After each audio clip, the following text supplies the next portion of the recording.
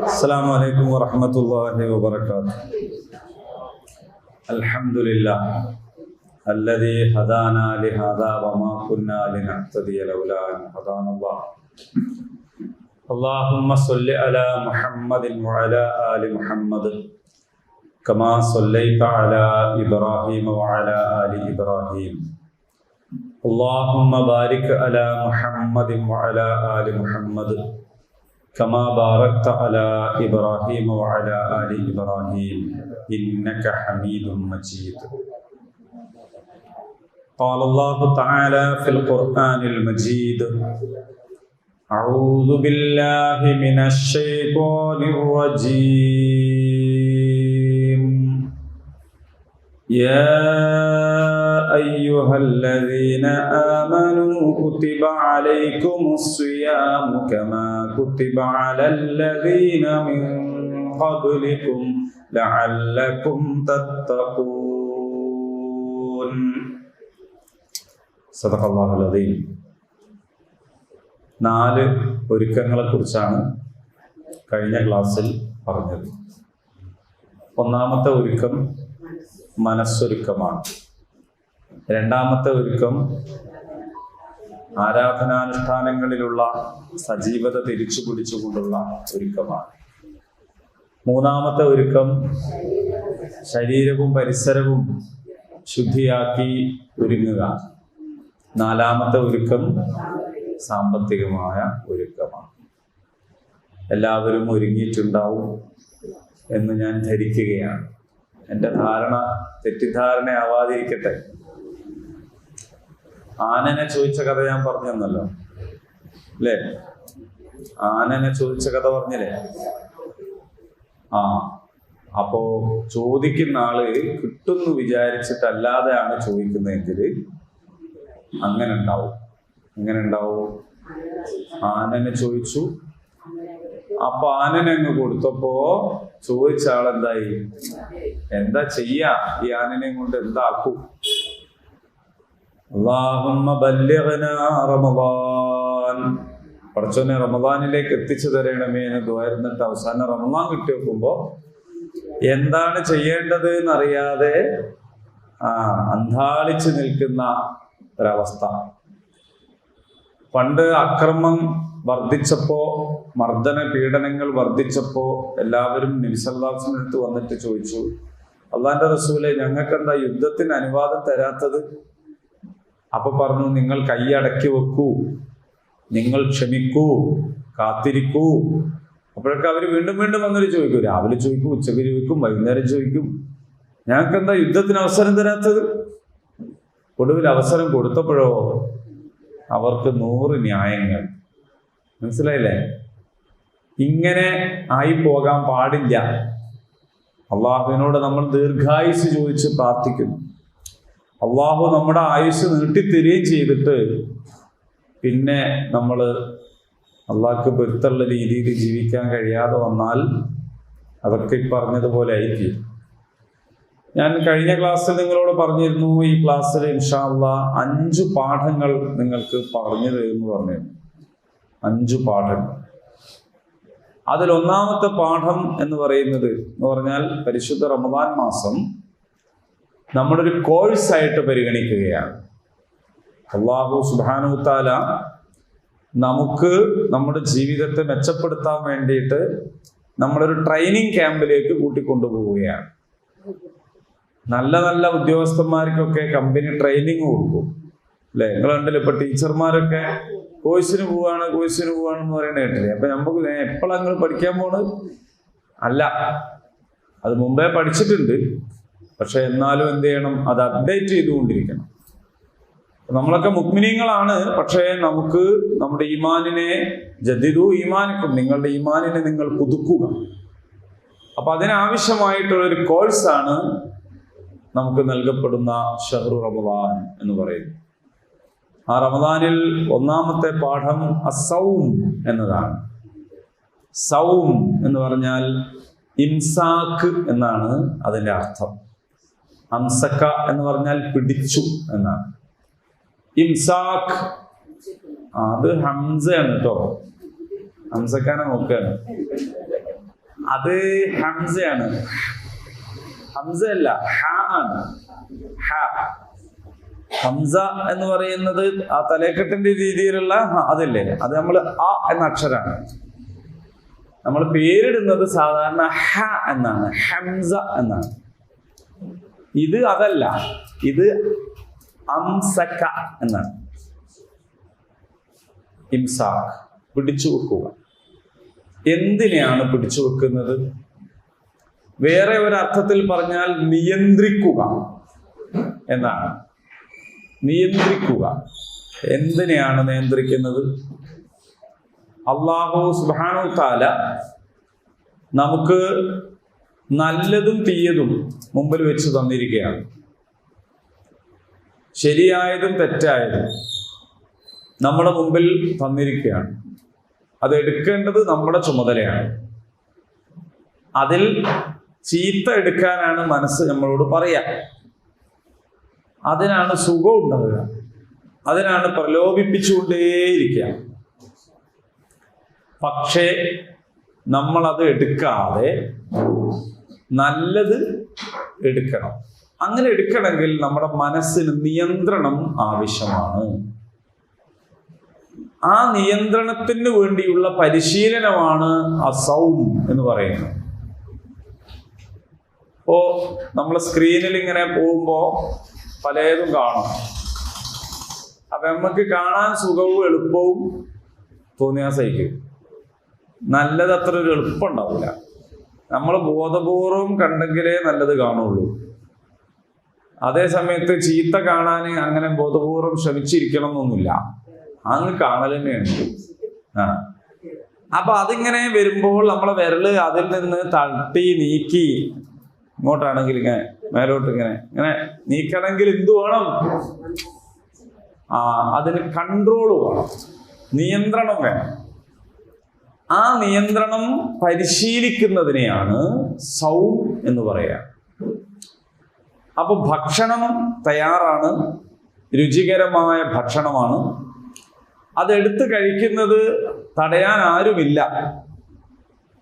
എനിക്കാണെങ്കിൽ നല്ല വിശപ്പും ഉണ്ട്, എന്നാലും ഞാൻ കഴിക്കുകയില്ല.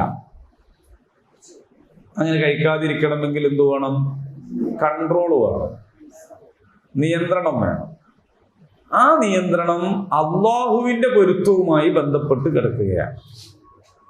ഇങ്ങനെ ഭക്ഷണം കഴിക്കുന്നതിന് യഥാർത്ഥത്തിൽ എന്താണ്? ഒരു തടസ്സമില്ലെങ്കിലും ഭക്ഷണമുണ്ട്, പക്ഷെ അല്ലാഹുവിന് ഇഷ്ടമല്ല എന്നുള്ളത് കൊണ്ടാണ് എന്ത് ചെയ്യുന്നത്? കഴിക്കാത്തത്. അതിനാണ് കൺട്രോൾ എന്ന് പറയാം. ദാഹിക്കുന്നുണ്ട്, നല്ല രസകരമായ വെള്ളമുണ്ട്, കുടിച്ചാൽ ആരും കാണൂല, ആരും കുടിച്ചേക്കാനുമില്ല, എന്നാലും ഞാൻ കുടിക്കൂല. എന്താണ്? അല്ലാഹു തആലക്ക് അത് ഇഷ്ടമല്ല. ഇതാണ് നോമ്പിൽ നമ്മൾ പഠിക്കുന്ന പാഠം. പക്ഷെ അത് നോമ്പിൽ മാത്രം പാഠം പഠിക്കുകയും അല്ലെങ്കിൽ നോമ്പിൽ മാത്രം ചെയ്യുകയും, അല്ലെങ്കിൽ നോമ്പിൽ ഭക്ഷണപാനീയങ്ങളുടെ വിഷയത്തിൽ മാത്രം ചെയ്യുകയും, ഇതര കാര്യങ്ങളിൽ നമ്മൾ വീണ്ടും പഴയ പോലെ ആവുകയും ചെയ്താൽ കോഴ്സ് പരാജയപ്പെട്ടു. കോഴ്സ് പരാജയപ്പെട്ടു. യുക്തി നമുക്ക് കിട്ടിക്കഴിഞ്ഞാൽ ആ യുക്തി നമ്മൾ എന്ത് ചെയ്യണം? എല്ലാറ്റിലും ഫലിക്കണം. പണ്ടൊരാള് ചോദിച്ചില്ലേ, നീ വെറും വയറ്റിൽ എത്ര പൊറാട്ട കഴിക്കും? മറ്റേ ആള് ഞാനൊരു 3-4 കഴിക്കും എന്ന് പറഞ്ഞു. നീ തോറ്റുപോയി. എന്താ? എടാ, ഒന്ന് കഴിക്കുമ്പോൾ തന്നെ എന്താവും? വെറും വയറല്ലാണ്ടാവൂലേ? അപ്പൊ നിന്റെ ഉത്തരം തെറ്റാണ് എന്ന് പറഞ്ഞു. അതല്ല തമാശ. ഈ മനുഷ്യൻ എന്നിട്ട് വേറെ ആളോട് പോയിട്ട് ചോദിച്ചു ഇതേ ചോദ്യം, നീ വെറും വയറ്റിൽ എത്ര പൊറാട്ട കഴിക്കുന്നു? അപ്പൊ ഓൻ പറഞ്ഞു 2. ചേടാ, പറ്റിച്ചല്ലോ. 3-4 എന്നാണെങ്കിൽ ഒരു തമാശ ഉണ്ടായിരുന്നു.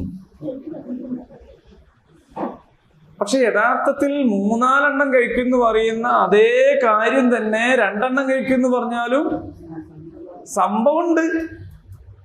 പക്ഷെ ഇയാള് പഠിച്ചതിന്റെ തകരാറാണ്. ഇയാള് പഠിച്ചത് 3-4 ഉണ്ട് എന്ന് പറയുന്നതിന്റെ തമാശ ഇയാൾ പഠിച്ചിട്ടുള്ളൂ. ആ 3-4 ഉണ്ട് എന്ന് പറഞ്ഞാലുള്ള തമാശ തന്നെ രണ്ടെണ്ണം ഉണ്ട് എന്ന് പറയണവനും ബാധകാണ് എന്ന് പഠിച്ചിട്ടില്ലെങ്കിൽ പിന്നെ നേരത്തെ പഠിച്ചത് ഇവന് എന്ത് ചെയ്യാൻ കഴിയില്ല, ഫലിപ്പിക്കാൻ കഴിയില്ല. ഇതൊക്കെ ഞാൻ പറഞ്ഞ മനസ്സിലായോ?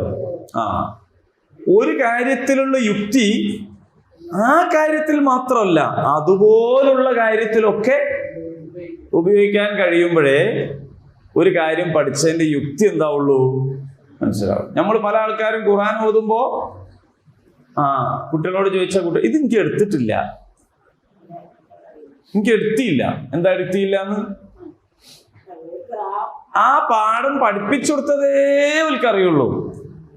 അതേ കാഫും അതേ മീമും അതേ ഹാവും അതേ ഹാവും വന്നാലും അവരെന്ത് പറയാണ്?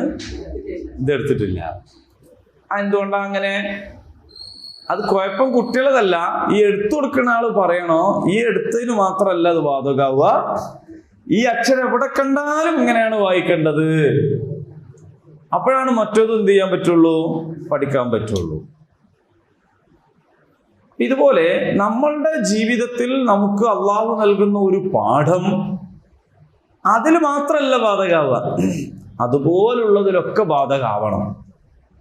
എന്നാലേ ഖുറാനിൽ നിന്ന് ഹിദായത്ത് കിട്ടുള്ളൂ. ഒട്ടകപ്പുറത്ത് കയറുമ്പോൾ നബി സല്ലല്ലാഹു അലൈഹി വസല്ലം ഒരു ദുആ പഠിപ്പിച്ചു വന്നു. ഇനി ആ ദുആ ചെല്ലാം ഒട്ടകത്തെയും കാത്തിങ്ങനെ നിന്നാലോ? അപ്പൊ ഓന് തിരിയണോ? ഒട്ടകപ്പുറത്ത് കയറുമ്പോഴുള്ള ദുആ റസൂല് പഠിപ്പിച്ചെന്നത് അത് വാഹനപ്പുറത്ത് കയറുമ്പോൾ എന്ന നിലക്കാണ്. അപ്പോൾ ഞാൻ മോട്ടോർ സൈക്കിളിന്റെ മുകളിൽ കയറുമ്പോഴും എന്താണ് ഈ പ്രാർത്ഥന ചൊല്ലണം. ഇല്ലെങ്കിൽ പിന്നെ മോട്ടോർ സൈക്കിളിൽ തന്നെ ഓരോ കമ്പനീന്റെ മോട്ടോർ സൈക്കിളിനും ഓരോ ദുആ വേറെ വേറെ പഠിക്കേണ്ടി വരും. ഇതിപ്പോ നിങ്ങൾക്ക് വളരെ സിമ്പിളായിട്ട് തോന്നുന്നുണ്ടെങ്കിലും ആഹാരം നമ്മുടെ കയ്യിലുണ്ട്, എനിക്ക് കഴിക്കണമെന്ന് തോന്നുന്നുണ്ട്, പക്ഷെ ഞാൻ കഴിക്കൂല, അള്ളാന്റെ പൊരുത്തമാണ് അതിന്റെ കാരണം. ഇതേപോലെ പൈസ എൻ്റെ കീശയിലുണ്ട്, വാങ്ങാൻ എനിക്ക് തോന്നുന്നുണ്ട്, പക്ഷെ അങ്ങനെ വാങ്ങിക്കൂട്ടൽ അള്ളാഹ്ക്ക് പൊരുത്തല്ല എന്ന് വിചാരിച്ചിട്ട് ആവശ്യമില്ലാത്തത് വാങ്ങാണ്ടിരിക്കാൻ കഴിയണം. മനസ്സിലായില്ല? എന്നാലേ അത് തിരിയുള്ളൂ. അപ്പൊ ഹൈപ്പർ മാർക്കറ്റിൽ അങ്ങോട്ട് കയറി നോക്കുമ്പോ അവിടെ വെക്കലിന്റെ ഒരു പ്രത്യേകത എന്താന്ന് വെച്ചാല്, നമ്മളിവിടെ ഉസ്മാന്റെ പീടികയിൽ പോയിട്ട് നമ്മൾ ചോദിക്കണോ അത് തരി ഇത് തരീന്ന് അല്ലേ? എന്നിട്ട് അത് മൂപ്പര് ചിലപ്പോ മറ്റാൾക്ക് പൊതിഞ്ഞെട്ടി കൊടുക്കുകയാണെങ്കിൽ നമ്മളത് വരെ കാത്തിക്കണം. ആ കാത്തുക്കലിൽ തന്നെ നമ്മൾ എന്ത് ചെയ്യും, തൽക്കാലം അണ്ടർമായി പോവാന്ന് വിചാരിക്കും. അങ്ങനെയൊക്കെ കുറയാനുള്ളൊരു സാധ്യത ഉണ്ട്. ഹൈപ്പർ മാർക്കറ്റിന്റെ പ്രത്യേകത, മാളുകളുടെ ഒക്കെ പ്രത്യേകത എന്താന്ന് വെച്ചാൽ അവിടെ ഉള്ള സാധനം സ്വയം നമ്മളോട് ഇന്നെ കൊണ്ടുപോയിക്കോളൂ എന്നുള്ള നിലക്കാണ് ആ നിൽക്കുന്ന. അങ്ങനെയാണ് ഇങ്ങനെ നിൽക്കുക, നമ്മളോട് ഞാൻ വരാം എന്ന നിലക്ക് അത് തന്നെ പറയും. സെയിൽസ്മാനും സെയിൽസ് ഗേളൊന്നും വേണമെന്നില്ല. അപ്പൊ ഈ സാധനങ്ങൾ കൈമലെടുക്കാൻ കഴിയില്ല എന്ന് ആദ്യം തന്നെ തിരിയണോണ്ട് കൊട്ടയും വണ്ടിയൊക്കെ ആദ്യം അവിടെ വെച്ചിട്ടും ഉണ്ടാവും. അപ്പൊ ഇതുമായിട്ട് ഇങ്ങനെ പോകുമ്പോ നമ്മൾ ഈ സാധനം എടുത്തിയിൽ ഇങ്ങനെ ഇടും.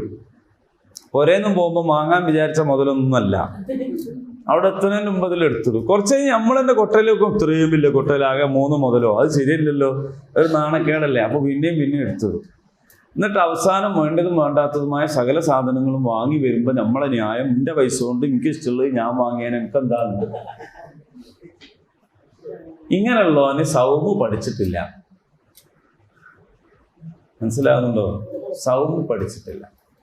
സൗമ് പഠിച്ച ആളെങ്ങനെയാണെന്ന് വെച്ചാല്, എൻ്റെ കയ്യിൽ കാശുണ്ട്, മൊത്തം അത് കണ്ടുവയ്ക്കാൽ വാങ്ങാനും തോന്നും, പക്ഷേ ആവശ്യമില്ലാത്തൊരു മുതലാണത്, എനിക്ക് അത്യാവശ്യമില്ലാത്ത മുതലാണ്, അത് എന്ത് ചെയ്യണ്ടില്ല, വാങ്ങണ്ട, ആ പൈസ അവിടെ തന്നെ കിടന്നോട്ടെ എന്ന് പിടിച്ചു വെക്കലാണ്.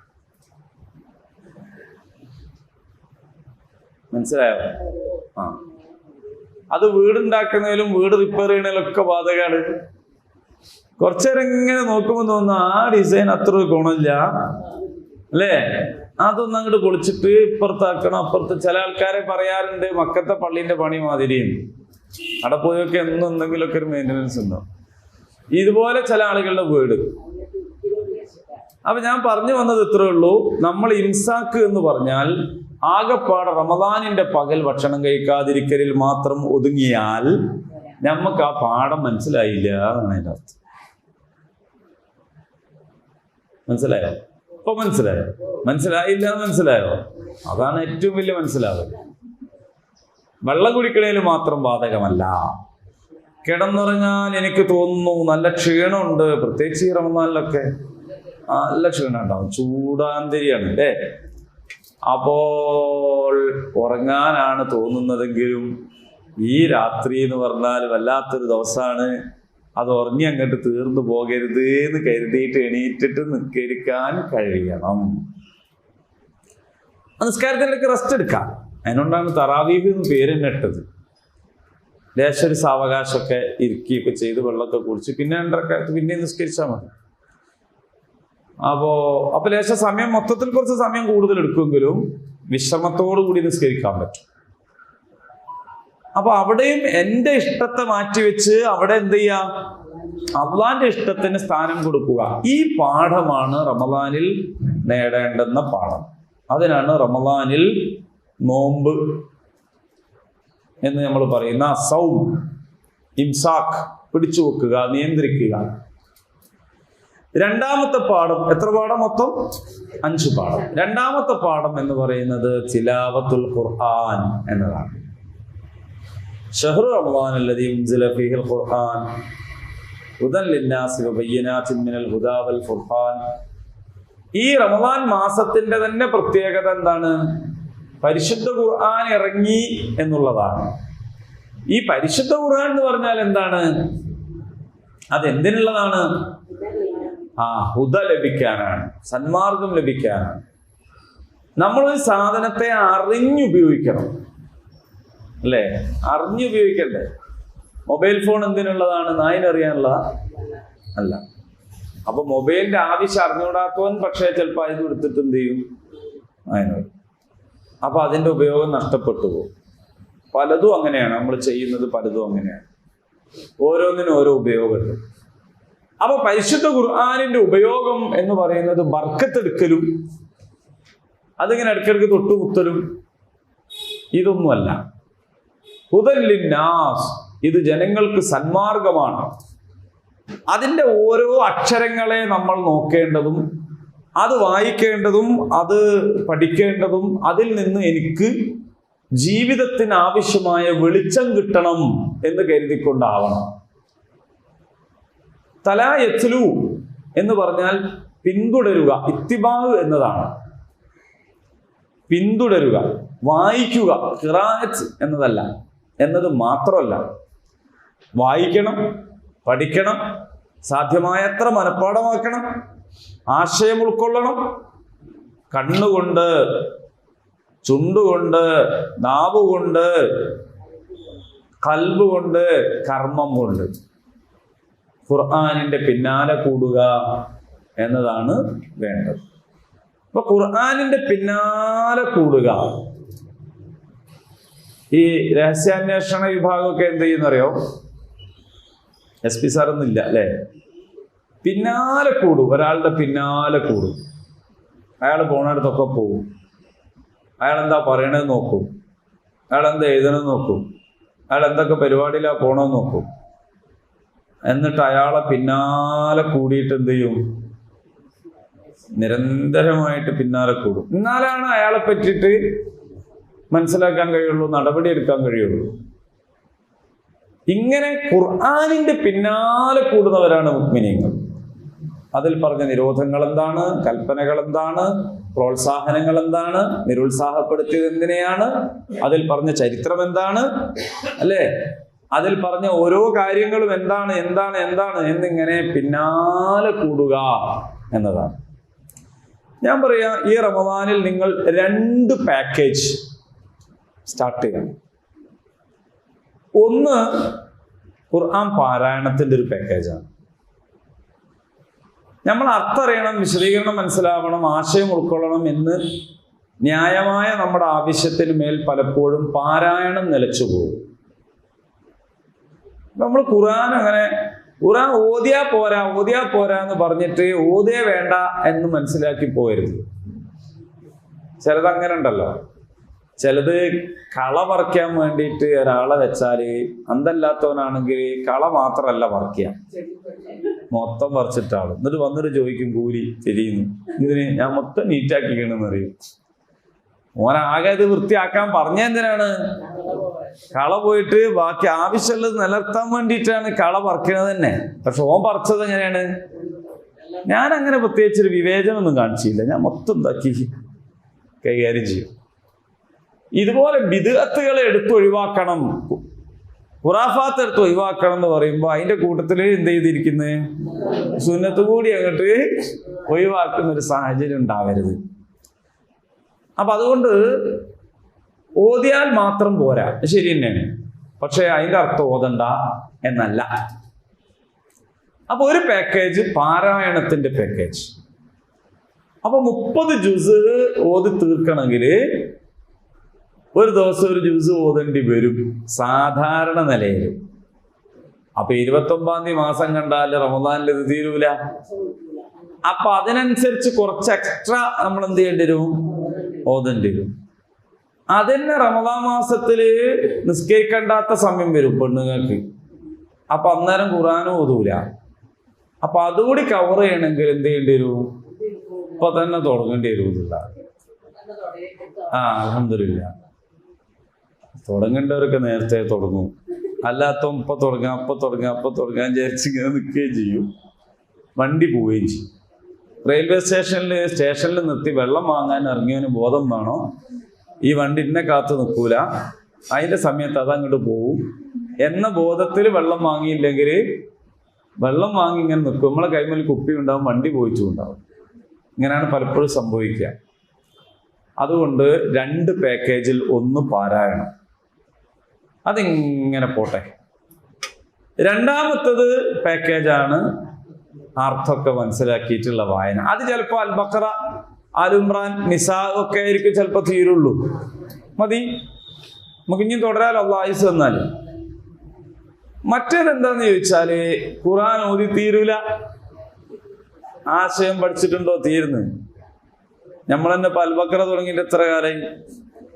അപ്പൊ അങ്ങനെ നിൽക്കും. അപ്പൊ അതുകൊണ്ട് പാരായണത്തിന്റെ ഒരു പാക്കേജ്, ആശയാർത്ഥങ്ങളുടെ ഒരു പാക്കേജ്, 2 നിലക്കുമുള്ള തിലാവത്ത് ഈ റമദാനിൽ നമ്മൾ വിശേഷമായിട്ട് കാണണം.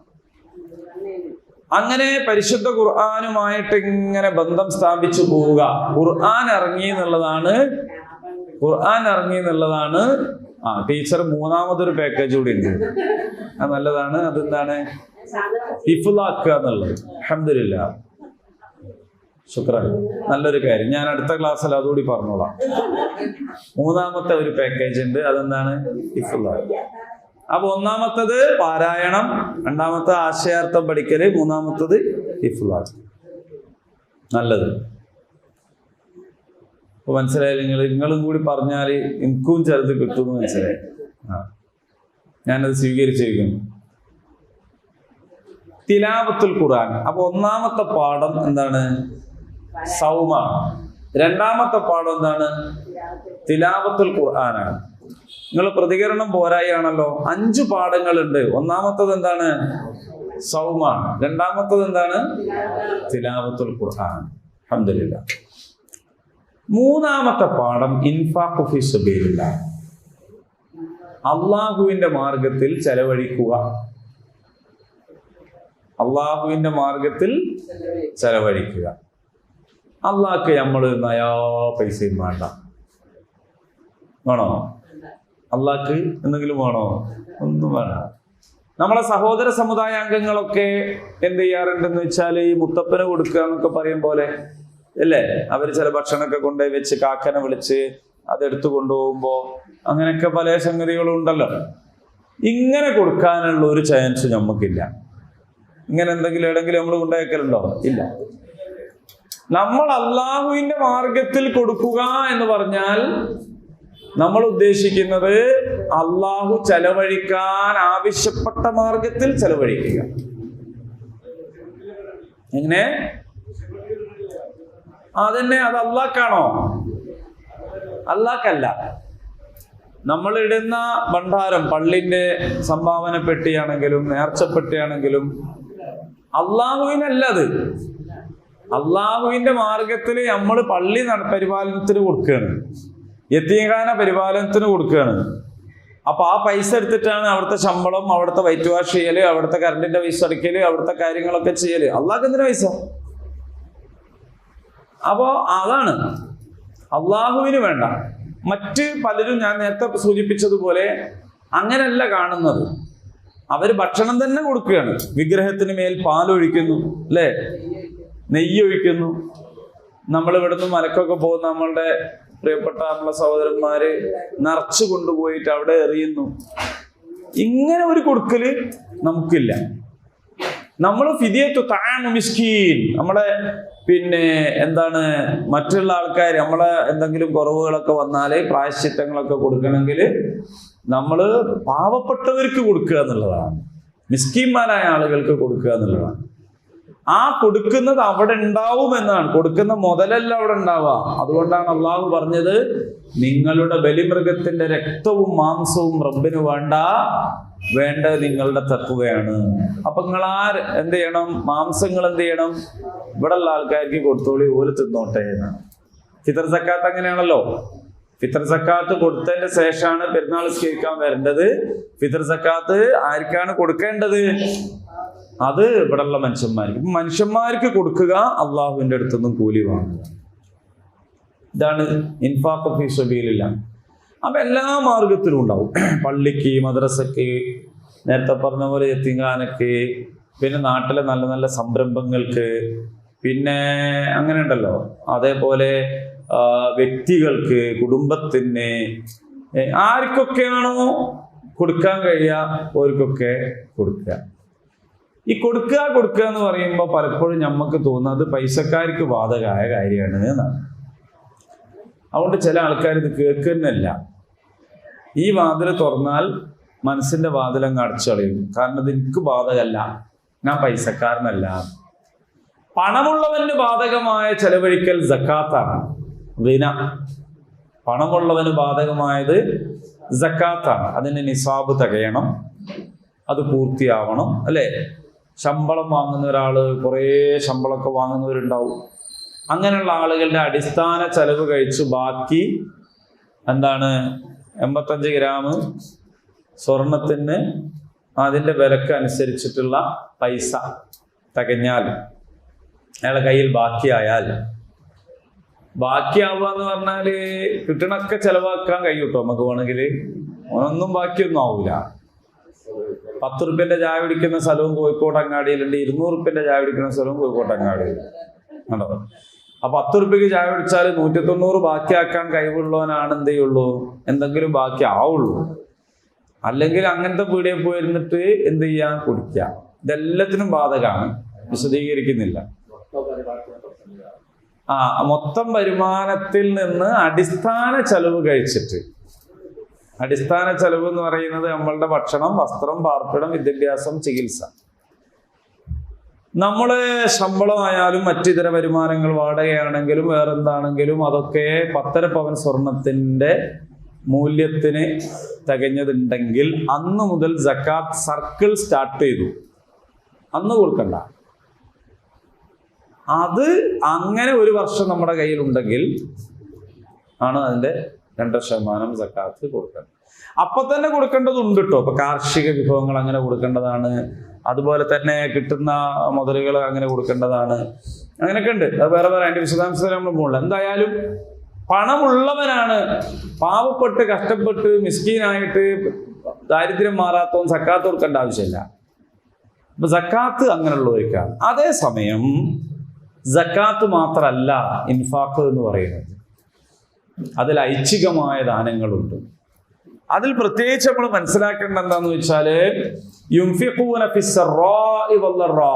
അള്ളാഹു പറഞ്ഞിരിക്കുകയാണ് മുത്തഖീങ്ങളുടെ ലക്ഷണം ക്ഷേമകാലത്തും ക്ഷാമകാലത്തും കൊടുക്കുന്നവരാണ് എന്നാണ്. ക്ഷേമകാലത്തും കൊടുക്കണം, ക്ഷാമകാലത്തും കൊടുക്കണം. അപ്പൊ എല്ലാവരും കൊടുക്കണം. അപ്പോ ഉള്ളവന്റെ അത്ര കൊടുക്കണം, ഇല്ലാത്തവൻ അതിനനുസരിച്ചിട്ട് കുറയും, ആനുപാതികമായിട്ട് കുറയുന്നു മാത്രമേ ഉള്ളൂ. ഇതൊക്കെ തൂക്കുന്ന തുലാസ് നമ്മൾ കണ്ടുപിടിച്ച തുലാസ് അല്ല. നമ്മൾ കണ്ടുപിടിച്ച തുലാസ് എന്ന് പറഞ്ഞാല് ദുനിയാവിലുള്ള ഒരു തുലാസ് ഉണ്ട്. ആ തുലാസിൽ തോനെ കൊടുത്തത് ആരാന്ന് നമ്മളോട് ചോദിച്ചാൽ നമ്മൾ പറയാ തോനെ കൊടുത്തോലെന്നാണ്. അപ്പോ ഒരു കണ്ടെയ്നർ ഈത്തപ്പഴം, ഒരാളൊരു കണ്ടെയ്നർ ഈത്തപ്പഴം വരുത്തിച്ച് ഇത്ര ലോഡ് ഈത്തപ്പഴം ഉണ്ട്, അതെല്ലാം കൂടി കൊടുത്തു. എന്തൊരു നല്ല കൊടുക്കലാണെന്ന് നമ്മൾ പറയാം. കാരണം നമ്മളെ തുലാസ് അങ്ങനെയാണ്. പക്ഷെ അള്ളാഹു താല ഒരുക്കുന്ന മഅ്ശറയിലെ തുലാസിൽ ചിലപ്പോൾ 500 ഈത്തപ്പഴം കൊടുത്തതിനേക്കും കനം കൂടുതലുണ്ടാകുക. കാരണം ഓൻ്റെ അടുത്ത് ആകെ 500 ഈത്തപ്പഴേ ഉള്ളൂ, 500 ഗ്രാം. വീട്ടില് നോമ്പ് കഴിച്ചു കൂട്ടാൻ ആകെ പള്ളിയിൽ നിന്നും കിട്ടിയൊരു കിറ്റേ ഉള്ളൂ, വേറൊന്നുമില്ല. അതോനൊരു മുറത്തിൽ ചെരിഞ്ഞിട്ട് നോക്കുമ്പോൾ അതിൻ്റെ അകത്തുനിന്ന് ഒരു പാക്കറ്റ് ഈത്തപ്പഴം കണ്ടു. ഇതെടുത്തിട്ട് അത്രേ ഇല്ല എന്ന് മനസ്സിലാവുന്ന ഒരാൾക്ക് കൊടുക്കുകയാണെങ്കിൽ അതാണ് എന്ത് ഗോഡൗണ് നിറച്ചും ഈത്തപ്പഴമുള്ള ആള് ഒരു ലോഡ് കൊടുക്കുന്നതിനേക്കാളും കനം ഉണ്ടാവുക. കാരണം ശതമാനാണ് നോക്കുക, അല്ലേ? അപ്പൊ കൊടുക്കാൻ ഉള്ള ഒരു മനസ്സ് ഉണ്ടാവുക, എപ്പോഴും കൊടുത്തുകൊണ്ടിരിക്കുക. കൊടുക്കുന്നതാണ് ബാക്കി ഉണ്ടാവുക എന്നുള്ള നിലക്ക് കൊടുക്കുക. നമ്മൾ പലപ്പോഴും പറയും വെറും പിരിവ് തന്നെ, അതിനും പിരിവ് ഇതിനും പിരിവ്. അത് ഈ കൊടുത്താല് കൊടുത്ത് പോയി എന്ന് വിചാരിക്കണോണ്ട് ഉണ്ടാകുന്ന ഒരു സംഗതിയാണ്. കൊടുത്തത് അവിടെ ഉണ്ട് എന്നുണ്ടെങ്കിൽ നമ്മൾ ആരെങ്കിലും പറയോ എല്ലാ ദിവസവും ബാങ്കിൽ എന്നിട്ട് ഇങ്ങനെ പൈസ ഇടന്നെ വല്ലാത്തൊരു ദുരിതമായിപ്പോയി, വെറും പൈസ ഇടന്നെ. അങ്ങനെ ആരോ പറയോ? എന്തുകൊണ്ടാ പറയാത്തത്? ഈ ഇടുന്ന ആടെ ഉണ്ട് നമുക്ക് അറിയണോണ്ടാണ്. മറ്റേത് അങ്ങനെ പറയണേ എന്താ അറിയോ? ആ കൊടുക്കണത് പോയി എന്ന് വിചാരിച്ചിട്ട് പറയണ. പറ്റിക്കണവർക്ക് ഇത് ബാധകമല്ല. അപ്പോ നമ്മൾ സാധാരണ പറയൂലേ, മഹല്ലിന് സ്ഥിര വരുമാനം വേണം, മദ്രസക്ക് സ്ഥിര വരുമാനം വേണം, അല്ലേ? എന്നിട്ട് അതിന് നമ്മൾ എന്ത് ചെയ്യണം? അതിനുള്ള ഷോപ്പിംഗ് കോംപ്ലക്സ് ഉണ്ടാക്കണം, അല്ലെ വേറെ വാങ്ങണം. നല്ല കാര്യമാണ് കേട്ടോ, അത് പ്രോത്സാഹിപ്പിക്കപ്പെടേണ്ട കാര്യമാണ്. പക്ഷെ ആ വർത്താനം അവിടെ നിർത്താതെ നമ്മൾ അടുത്തതും കൂടി പറഞ്ഞു കളയൂ, ഇതൊന്നും ഇങ്ങനെ പിരിവിനെടുക്കാൻ കഴിയൂല. അത് റോങ്ങാണ്. നിങ്ങൾ സ്ഥിര വരുമാനം ഉണ്ടാക്കുക എന്നത് നല്ല ലക്ഷ്യമാണ്. കാരണം നിങ്ങൾക്ക് വേറെയും പണിക്ക് പോകാൻ പറ്റും, പിന്നീട് വരുന്ന ഭാരവാഹികൾക്ക് അത് കുറച്ച് ആശ്വാസം ഉണ്ടാക്കും, അവരുടെ പരിശ്രമങ്ങൾ വേറെ വഴിയിലേക്ക് തിരിച്ചുവിടാൻ കഴിയും എന്ന നിലക്ക് പോസിറ്റീവായിട്ട് ഓക്കെ. എന്നും പിരിവെടുക്കാൻ കഴിയൂല എന്നുള്ളത് പരിഹരിക്കാനല്ല സ്ഥിര വരുമാനം ഉണ്ടാക്കേണ്ടി വരും. കാരണം എന്താണ്? നിങ്ങൾക്ക് എന്നും പിരിവിന് തരുന്നവന് പരലോകത്തേക്കുള്ളൊരു ഡെപ്പോസിറ്റാണ് നിങ്ങൾ വാങ്ങുന്നത്. അതിൻ്റെ അവസരം നിങ്ങൾക്ക് മാത്രം കിട്ടിയാൽ പോരാ, എല്ലാവർക്കും കിട്ടണം, എല്ലാ കാലത്തുള്ളവർക്കും കിട്ടണം, എല്ലാ തലമുറക്കും കിട്ടണം. അപ്പൊ നമ്മൾ ആദ്യം മാറ്റേണ്ടത് നമ്മുടെ ഒരു കോൺസെപ്റ്റ്, നമ്മുടെ ഒരു മനോഭാവത്തിലാണ് മാറ്റം വരുത്തേണ്ടത്. ആ മനോഭാവം ചെലവഴിക്കുന്നത് തീർന്നു പോവുക, ചെലവഴിക്കപ്പെടുക എന്നതാണെങ്കിൽ ഈ പറഞ്ഞതൊക്കെ അല്ല, കൊടുക്കുന്നത് സമ്പാദ്യമാണ് എന്ന് മനസ്സിലാവുമ്പോൾ എന്തവസരമുണ്ട് കൊടുക്കാൻ എന്നതാണ് നമ്മൾ നോക്കുക. ഭൗതികമായിട്ട് നമ്മൾ ഇതെല്ലാം ചെയ്യുന്നവരാണ്. 3 പെൺകുട്ടികളുള്ളൊരു വാപ്പാൻ വിചാരിച്ചോളൂ. ഞാൻ നേരത്തെ പറഞ്ഞ പോലെ കേട്ടോ, എണ്ണ ഉദാഹരണങ്ങൾ 3, 4 ആയാലും 2 ആയാലും ഒക്കെ ബാധകമാണ്. നേരത്തെ പറഞ്ഞ മാതിരി അപ്പോ ഒരു മോള് കെട്ടിച്ചോർത്തുന്നുണ്ട് വന്നാണ്, വ്യാപാരമുണ്ട്. അപ്പൊ നമ്മൾ എന്താ ഓൽക്ക് കൊടുക്കുക? അത്യാവശ്യം നല്ല എന്തെങ്കിലുമൊക്കെ വാങ്ങി കൊടുക്കൂലേ? ചുരുങ്ങിയ പക്ഷെ മന്തിയെങ്കിലും ഓർഡർ ചെയ്യും, അല്ലെങ്കിൽ വാങ്ങിയിട്ട് ഉണ്ടാക്കി നല്ല ഉഷാറായിട്ട് കൊടുക്കും. അപ്പൊ നമ്മൾ അന്ന് ഉച്ചക്ക് സാധാരണ വെക്കാൻ വെച്ച കറിയല്ല വെക്കുക. അപ്പൊ കുറച്ച് പൈസ ഒക്കെ ചെലവായിട്ടുള്ള കറിയാണ് വെക്കുക. സന്തോഷായി, മക്കളൂടെ ഉണ്ടെങ്കിൽ കൂടുതൽ സന്തോഷായി. അങ്ങനെ ഓളൊരു വിധം വെച്ചാൽ ഞാൻ പോവാട്ടോ എന്നൊക്കെ പറഞ്ഞ് പോകാൻ നിൽക്കുമ്പോണ്ട് പിപ്പി എന്നാണ് അടുത്ത വണ്ടി. ആരാണ്? 2ാമത്തെ മോള്. ഒന്നിപ്പോ വന്ന് പോണേ ഉള്ളൂ, അപ്പോഴേക്ക് അടുത്തവും വന്നോ, ഇനിയും വാങ്ങണ്ട പോയി എന്ന് ആണോ നമ്മൾ വിചാരിക്കുക? അത് പോട്ടെ, 2ാമത്തും എങ്ങനെങ്കിലുമൊക്കെ കൊടുത്ത് 3ാമത്തെ ഉണ്ട് ഇല്ല കയറിയത്. നിങ്ങൾക്ക് എല്ലാത്തിനും കൂടി ഒന്ന് ഒന്നിച്ച് വന്നുകൂടെയല്ലോ, നിന്റെ ചെലവ് ഇപ്പൊ എത്രയായി? അങ്ങനെ നമ്മൾ തോന്നൂല. നമുക്ക് ഒരാൾ വന്നാൽ ഓരൊക്കെ 2ാമത്തെ എണ്ണം പിന്നെയും തൊക്കെ, 3ാമത്തെ പിന്നെയും തൊക്കെ. എന്നിട്ട് നമ്മൾ ഓരോട് വരുമ്പോ എന്താ നമ്മൾ പറയാ? ഇനിയും വരണം എന്നാണ് പറയാ. ഇതിനൊക്കെ നമ്മൾ പൈസ ചെലവാക്കുന്നുണ്ട്, ഇതിനൊക്കെ പൈസ ചെലവാക്കുന്നുണ്ട്. അപ്പൊ ഈ പൈസ ചെലവാക്കുന്നതൊക്കെ നമ്മളെ കീശയിൽ തന്നെയാണ്, നമ്മളെ അധ്വാനം തന്നെ, നമ്മളത് തന്നെയാണ്. ഈ പിയാപ്പിളാര് വന്നതിന് പകരം 3 കമ്മിറ്റിക്കാർ പിരിവിന് വന്നാണ് നിങ്ങൾ ആലോചിച്ച് നോക്ക്.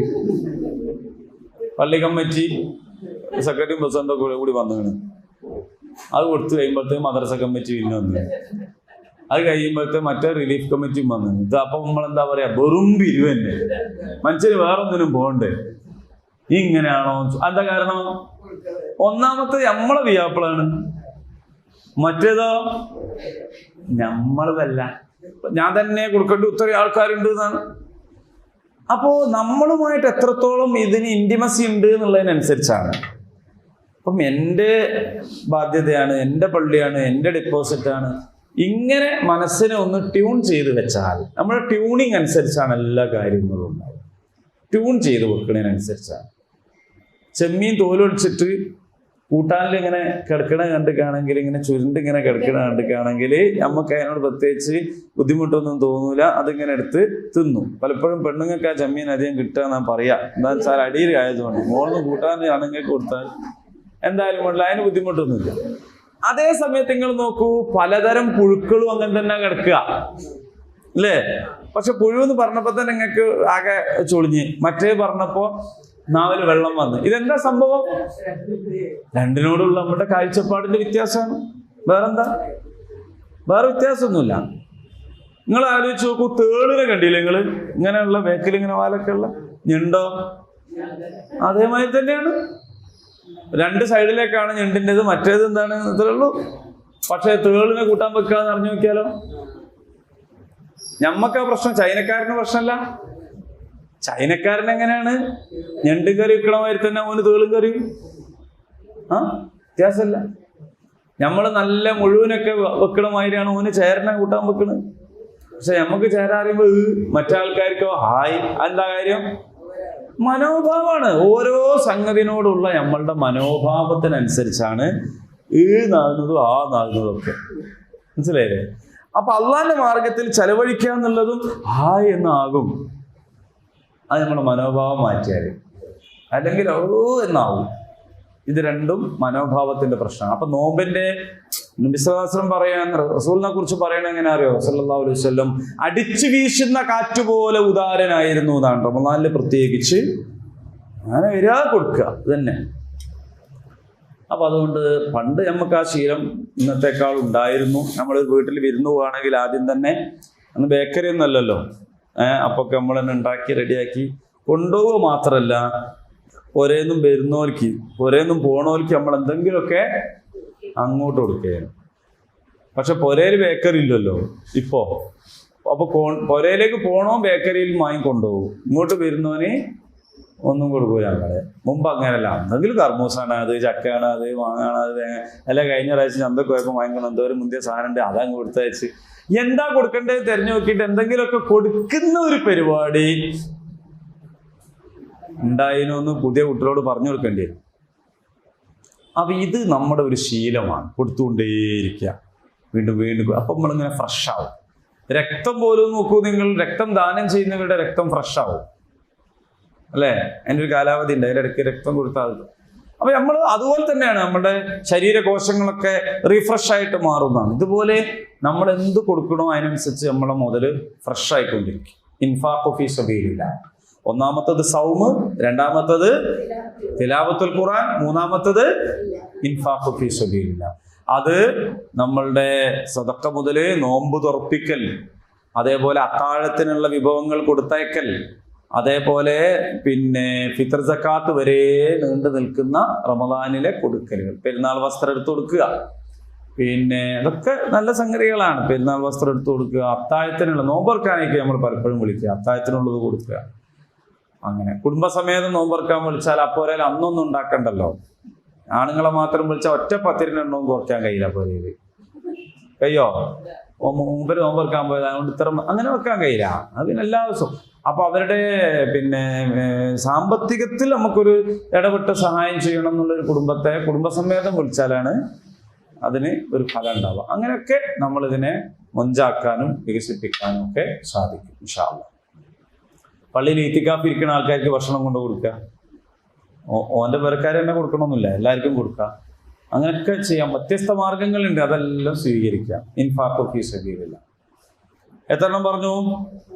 3. നാലാമത്തത് തൗബ. തൗബ.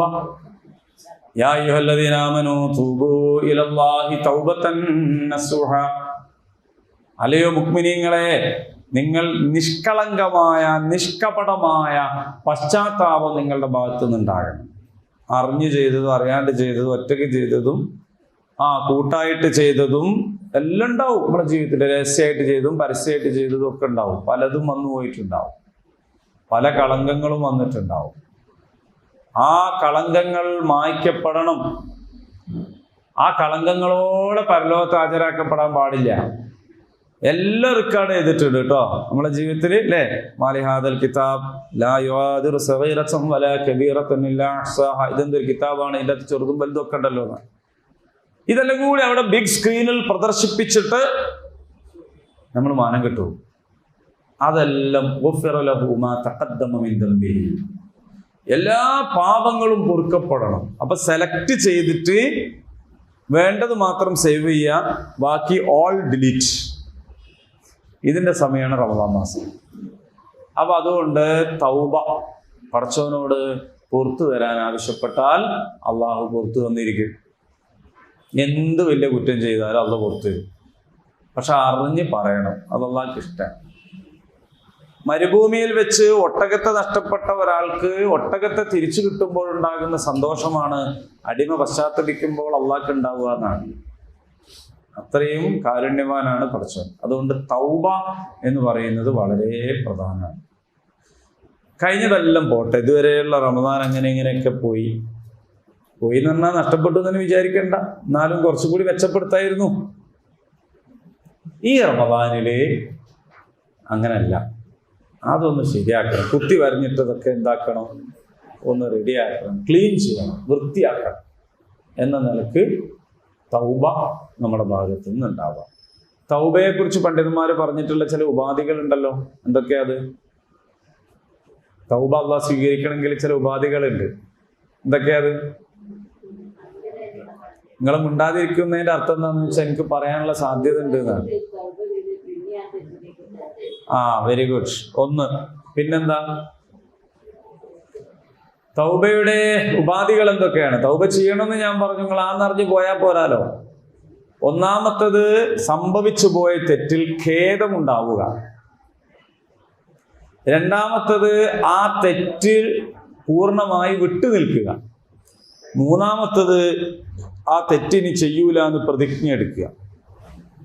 ഒന്നാമത്തത് ഖേദം ഉണ്ടാവുക, രണ്ടാമത്തത് ആ തെറ്റിൽ നിന്ന് വിട്ടുനിൽക്കുക, മൂന്നാമത്തത് ആ തെറ്റിനി ചെയ്യൂല എന്ന് പ്രതിജ്ഞ എടുക്കുക. +1, 3+1, മൂന്നെണ്ണം അപ്പൊ പറഞ്ഞത്. +1 എന്താണെന്ന് ചോദിച്ചാൽ, പടപ്പളോട് ചെയ്തത് പടപ്പളോട് തന്നെ പൊരുത്തപ്പെടിക്കുക. അത് ഞാനല്ലേ അമ്മോനെ, ഓനല്ലേ എന്നോട് ചോദിക്കേണ്ടി, ഞാൻ വല്യാപ്പല്ലേ, അങ്ങനെ പേരക്കുട്ടിയല്ലേ എന്നൊന്നും വിചാരിക്കേണ്ട. നിങ്ങൾ വലിയ അമ്മോൻ പോയിട്ട് ചെറിയ മോനോട് പറഞ്ഞു നോക്കും, മോനെ കാക്ക അന്ന് പറഞ്ഞത് മോന് വിഷമായില്ലേ, അത് ഇനി പൊരുത്തപ്പെട്ട ആൾ കേട്ടോ എന്ന് പറഞ്ഞാൽ മോൻ എന്താ പറയാ, എന്തൊക്കെയൊക്കെ നിങ്ങൾ പറയണേ, ഞാൻ അങ്ങനെ മനസ്സിൽ വിചാരിച്ചിട്ട് കൂടിയില്ലാന്ന്. എടേ, ഓൻ ഇന്നലെ വരെ ആ സങ്കടത്തിലായിരുന്നു, പക്ഷെ എന്നാലും നമ്മളോട് എങ്ങനെ പറയാം? അങ്ങനെ പറയും. അതോടെ അത് കഴിഞ്ഞില്ലേ? കഴിഞ്ഞ്. ഓൻ എന്നോട് പൊരുത്തപ്പെടട്ടെ എന്ന് വിചാരിക്കൂ. എപ്പാ പൊരുത്തപ്പെടുക? ചിലപ്പം പൊരുത്തപ്പെടുകയ്ക്കൂ. അപ്പൊ സോറി പറയാ എന്ന് പറയുന്നത് ഒരു മോശപ്പെട്ട ഏർപ്പാടല്ല. സോറി പറയാൻ അവസരം ഉണ്ടാക്കൽ മോശമാണ്, പക്ഷെ ഉണ്ടായി പോയ അവസരത്തിന് സോറി പറയൽ നല്ല സ്വഭാവമാണ്. അത് മുത്തഖീങ്ങളുടെ സ്വഭാവമാണ്. പൊരുത്തപ്പെട്ട് ഞാൻ പറയാം, എന്തെങ്കിലും ഉണ്ടെങ്കിൽ അതിന് ഹജ്ജിന് ടിക്കറ്റ് റെഡി ആയിക്കൊള്ളണമെന്നില്ല. പൊരുത്തപ്പെട്ട് ഞാൻ പറയാം. പല ആൾക്കാരും ഹജ്ജ് റെഡി ആവട്ടെ ഞാൻ കാത്തിക്കുകയാണ്, എന്നിട്ട് വേണമെന്ന് പൊരുത്തപ്പെട്ട് ഞാൻ പറയാം. അതിന് കാത്തിക്കണ്ട. നോമ്പിനും പറയാം, നിസ്കാരത്തിനും പറയാം, അല്ലാണ്ടും പറയാം. എന്തെങ്കിലും ഉണ്ടോ? ഉണ്ടാവുകയൊക്കെ ചെയ്യൂട്ടോ. നമ്മളിപ്പോൾ കക്കോടി ബസാറിൽ നിൽക്കുമ്പോൾ കിനാലൂരേക്ക് പോണ ഒരു ബസ്സിലുള്ള ആൾക്കാരെ പറ്റി ഒരു നമ്മളെ നോക്കിയില്ലേ, നമുക്ക് ഒരു സങ്കടവും ഉണ്ടാവില്ല. കിനാലൂർ ഒരു ഉദാഹരണം പറഞ്ഞെന്നുള്ളൂ കേട്ടോ. താമരശ്ശേരിക്കുള്ള ബസ്സായാലും കുഴപ്പമില്ല. എന്ന് പറഞ്ഞാൽ നമ്മൾ ഓരായിട്ടൊരു ബന്ധവുമില്ല, പിന്നെ നമ്മൾ ഓരായിട്ട് എന്ത് കണക്കുണ്ടാവൂല, നമ്മൾ നോക്കിയില്ലേ നമുക്ക് പ്രശ്നം ഉണ്ടാവുമോ? ഇല്ല. അതേ സമയത്ത് നമ്മൾ തമ്മിൽ മൈൻഡ് ചെയ്യാണ്ട് പോയാൽ നമുക്ക് എന്തുണ്ടാവും? വിഷമം ഉണ്ടാവും. എന്തുകൊണ്ടാണ്? ഇണക്കം ഉണ്ടാകുന്നത് കൊണ്ടാണ് പിണങ്ങുമ്പോൾ വിഷമം ഉണ്ടാകുന്നത്. ആദ്യം തന്നെ ഇണക്കമില്ലാത്ത ഒരാൾ നമ്മളോട് മിണ്ടിയില്ല, നമുക്ക് ഒരു വിഷമവും ഉണ്ടാവില്ല, അല്ലേ? അപ്പൊ പിണക്ക് എത്രത്തോളം കൂടുന്നറിയോ? ഇണക്ക് എത്രത്തോളം കൂടുന്നു അതിനനുസരിച്ചാണ്. ചില ആളുകൾ ഇങ്ങനെ വല്ലാതെ അങ്ങോട്ട് അടുത്ത് പോയാൽ ഒരു പണിയാൻ എന്താവും? ഭയങ്കര പിണക്കായിരിക്കും. അതാണ് അങ്ങനെ. പോലെ എങ്ങനെ നടന്നതിന് ഇപ്പം എന്താ പോലെ കോലൊന്നും ഇരിക്കുന്നില്ലേ? അപ്പൊ അവരോടൊന്ന് പറഞ്ഞേക്കണം, സോറി. പക്ഷെ നമ്മൾ പൊരുത്തപ്പെട്ട് കൊടുക്കുകയും വേണം. നമ്മൾ പൊരുത്തപ്പെടും. എങ്ങനെ? മധ്യസ്ഥന്മാർ വരട്ടെ, ആലിക്കോയ മാഷ് ഇടപെടട്ടെ, മഹല്ല് പ്രസിഡന്റ് അല്ലേ, എന്നിട്ട് എനിക്ക് കുറെ കാര്യം പറയാനുണ്ട്, ഒക്കെ ഞാൻ പറഞ്ഞു തീർത്തിട്ട് തെറ്റ് സമ്മതിക്കണം. 4 ആളിടയിൽ വെച്ച് എന്നോട് സോറിയും പറയണം. എന്നാ ഞാൻ എന്താക്കൂ? പുറത്തു. അങ്ങനെ അള്ള പുറത്തു വന്നാൽ മതിയോ? മനുഷ്യരേലും എല്ലാം കാണിച്ചിട്ട് എല്ലാ ശരിക്കുള്ള കോലവും കാണിച്ചു തന്നിട്ട് പൊരുത്തപ്പെട്ടാൽ മതിയോ നമുക്ക്? ആ കാണിക്കുന്നതോടുകൂടി തന്നെ എന്താവും? അപ്പൊ അങ്ങനെ പൊരുത്തപ്പെടേണ്ടത് അല്ല. ഒന്നും ചോദിക്കാണ്ട് ഒന്നും യസ്ർ ഹിസാബന നമ്മളെ ദുആ. ചോദ്യം എളുപ്പമായി തരലേ. അത് കടുപ്പുള്ളത് ചോദിച്ചോ ഉത്തരം പറഞ്ഞോളാന്നല്ല നമ്മൾ പറയണത്. ഹിസാബ് എളുപ്പമാക്കുക എന്ന് പറഞ്ഞാൽ എന്താണ്? ഒരാൾക്ക് ജോലി കൊടുക്കണമെന്ന് ഒരു കമ്പനി തീരുമാനിച്ചു എന്ന് വിചാരിക്കുക. പക്ഷെ അവിടുത്തെ ഒരു ഫോർമാലിറ്റിയുടെ ഭാഗമായിട്ടൊരു ഇന്റർവ്യൂ ആണെങ്കിൽ ഓനോട് എന്തൊക്കെ ചോദിക്കുള്ളൂ? എൻ്റെ പേരെന്താ, വാപ്പൻ്റെ പേരെന്താ, എത്ര വയസ്സായി ഒക്കെ ചോദിക്കും. ഓൻ എന്തായാലും അറിയുന്ന ചോദ്യം ചോദിക്കും. അങ്ങനെയാണ് ചോദ്യം എളുപ്പമാക്കി കൊടുത്തിട്ട് ജയിപ്പിക്കുക. ഇങ്ങനെ കഴിച്ചലാവണം നമുക്കൊക്കെ. അപ്പൊ അല്ലാഹുമ്മ യസ്സിർ ഹിസാബന, പടച്ചോനെ ഞങ്ങളെ കണക്ക് നോക്കലും ചോദ്യം ചോദിക്കലും ഒക്കെ ഒന്ന് എളുപ്പമായി തരണേന്നാണ്. ഇങ്ങനെ അല്ല നമുക്ക് പുറത്തിരണമെങ്കിൽ നമ്മൾ മനുഷ്യന്മാർക്കും എന്ത് ചെയ്യണം? പുറത്തു. അപ്പൊ മനുഷ്യന്മാരോട് ചെയ്ത തെറ്റിന് അവരോട് സോറി പറയാന്നുള്ളത് പോലെ തന്നെ പ്രധാനമാണ് നമ്മൾ ജനങ്ങൾക്ക് പുറത്തു കൊടുക്കുക. അങ്ങനെ നമ്മൾ പുറത്തു കൊടുക്കാൻ തീരുമാനിക്കുകയും എല്ലാവരോടും വിട്ടുകൊടുക്കുകയും ചെയ്താൽ നമ്മുടെ കൽബ് കാലിയാവും. നമ്മളെ ഒരുക്കത്തെ കുറിച്ച് പറഞ്ഞപ്പോൾ പറഞ്ഞില്ലേ, പാല് വാങ്ങുന്ന പാത്രത്തിനെ പറ്റി? അതെ. അപ്പൊ 1 സൗമ്, 2 തിലാവത്തുൽ ഖുർആൻ, 3 ഇൻഫാഖ് ഫീ സബീലില്ലാഹ്, 4-മത്തേത് തൗബ, 5-മത്തേത് ദുആ. ഏത് കാര്യവും അള്ളാഹു കബൂലാക്കണമെങ്കിൽ ദുആ വേണം അതിന്റെ കൂടെ. സാക്ഷാൽ പരിശുദ്ധ കഅബ ഉണ്ടാക്കിയിട്ട് ഇബ്രാഹിം അലൈഹിസ്സലാം ചെയ്തത് എന്താണ്? റബ്ബന തഖബ്ബൽ മിന്നാ, അല്ലേ? ഞങ്ങളുടെ നാഥ, നീ ഞങ്ങളിൽ നിന്നത് സ്വീകരിക്കണേ പടച്ചോനെ, അല്ലേ? ഇപ്പൊ നോമ്പൊക്കെ നോറ്റ് ഭയങ്കര ചൂടായിരുന്നു, വെയിലായിരുന്നു, തൊണ്ടൊക്കെ ഉപകാരമുണ്ട്, നാശായി. നോമ്പ് തുറന്ന് ഇനി അള്ളാഹ് ആണെങ്കിലും അങ്ങ് സ്വീകരിച്ചോട്ടെ വിചാരിക്കാനല്ല. പ്രാർത്ഥിക്കണം, പടച്ചോനെ ഇത് സ്വീകരിക്കണം, ഈ ഇതിന് എനിക്ക് ഒരുപാട് പ്രതിഫലം തരണം. ഒരു നോമ്പ് പറ്റുന്നതിന് ഒരു നോമ്പിന്റെ കൂലിറ്റിയാ പോരാ, മനസ്സിലായില്ലേ? ഒരുപാട് കിട്ടണം. പിന്നെ മാത്രമല്ല, ഈ നോമ്പിന്റെ ഇടയിൽ തന്നെ ഒരുപാട് ഈ നോമ്പിന് നിരക്കാത്ത പലതും കണ്ടുപോയിട്ടുണ്ട്. അങ്ങനത്തെ ഒരു ലോകത്ത് നമ്മൾ ജീവിക്കുന്നത്. എന്ത് ചെയ്യാനാണ്? കേട്ടുപോയിട്ടുണ്ട്, കണ്ടുപോയിട്ടുണ്ട്. ഈ അതൊന്നും വെച്ചിട്ട് എന്ത് ചെയ്യരുത്, അതൊന്നും നമുക്ക് ഇഷ്ടമുള്ള ഒരാളെ നമ്മൾ അങ്ങനെയാണല്ലോ നോക്കുക. ഓരോ തകരാറ് കാണും, അന്നേരം കാണൂല. നമുക്ക് ഏറ്റവും ഇഷ്ടമുള്ള ഒരാളെ നമ്മൾ നോക്കുമ്പോൾ കാണും മുഴുവൻ നല്ലതായിരിക്കും, നല്ലതാ കാണുക, ചീത്ത കാണില്ല. ഇഷ്ടമില്ലാത്ത ഒരാളെ കാണുമ്പോഴോ നല്ലതൊന്നിട്ട് കാണില്ല. ഇഷ്ടമില്ല, തച്ചി തൊട്ടതെല്ലാം കുറ്റം എന്നാണ്, അല്ലേ? എല്ലാം കുറ്റമായിരിക്കും. അങ്ങനെയാണ് അത് നമ്മളെ കാഴ്ച, നേരത്തെ പറഞ്ഞ കാഴ്ചപ്പാടിന്റെ പ്രശ്നം. അപ്പോ അല്ലാഹു സുബ്ഹാനഹു വ തആല നമ്മളെ എങ്ങനെ നോക്കണം? ഇഷ്ടത്തോടെ നോക്കണം. അപ്പൊ നമ്മളുടെ തെറ്റുകുറ്റങ്ങളൊക്കെ പുറത്ത് അത് പൊടിയൊക്കെ തട്ടി ഒഴിവാക്കിയിട്ട് നല്ല ഇങ്ങനെ എടുത്തിട്ട് അങ്ങനെ ആണ്. അപ്പൊ അല്ലാഹു തആലക്ക് നമ്മോട് ഹുബ്ബുണ്ട്. ആ ഹുബ്ബ് നമ്മൾ നിലനിർത്തണം. അതിന് നമ്മൾ അള്ളാഹിനോട് ദുആ ചെയ്യണം, പടച്ചവനോട് ദുആ എടുക്കണം എല്ലാ സമയത്തും. നമ്മുടെ ജീവിതം മുഴുവൻ ദുആ ആണല്ലോ, അല്ലേ? ജീവിതം മുഴുവൻ ദുആ ആണ്, അല്ലേ? അൽഹംദുലില്ലാ എന്ന് പറയുന്നത് ഒരു ദുആ ആണെന്നാണ് നമ്മൾ പഠിച്ചത്. അഫ്ദൽ ദുആ അൽഹംദുലില്ലാ. നിങ്ങൾ ഈ ഐസ്ക്രീം ഈ കോണില് വാങ്ങൂലേ ഒരു സാധനം, ഐസ്ക്രീം തിന്നു കഴിഞ്ഞിട്ട് ആ കോണും എന്ത് ചെയ്യും? അതും തിന്നാണ്.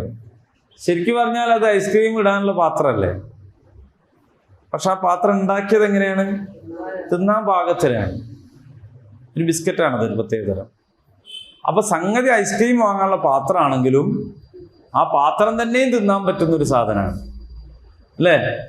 ഇതുപോലെയാണ് ദുആന്റെ തുടക്കത്തിൽ ചെല്ലേണ്ടതാണ് അൽഹംദുലില്ലാ. അൽഹംദുലില്ലാ എന്ന് പറഞ്ഞാല് ദുആന്റെ തുടക്കത്തിൽ ചെല്ലേണ്ടതാണ്. പക്ഷെ അൽഹംദുലില്ലാ ഇതൊരു ദുആണ്. ഇനിയിപ്പോ അഥവാ ഒരാൾ ഐസ്ക്രീം വാങ്ങാണ്ട് ആ കപ്പന്നെ എടുത്ത് തിന്നാലും അതും ഒരു തിന്നൽ തന്നെയാണ് അല്ലേ? അതുപോലെ ഒരാൾ അൽഹംദുലില്ലാ എന്ന് പറഞ്ഞിട്ടുള്ളൂ എന്നാ പോലും അതൊരു ദുആണ്. അൽഹംദുലില്ലാ കഴിഞ്ഞിട്ട് സ്വലാത്തും ചൊല്ലി പിന്നെ ആവശ്യങ്ങൾ പറയും കൂടി ചെയ്താലോ അത് ഏറ്റവും നല്ല ദുആണ്. ദുആ അല്ലാഹ് സ്വീകരിക്കും. രണ്ട് ഉപാധിയാനുള്ളൂ. ദുആ സ്വീകരിക്കാൻ. ഒന്ന്, അള്ളാഹിനോട് അയക്കണം. രണ്ട്, ഹലാലായത് തിന്നണം.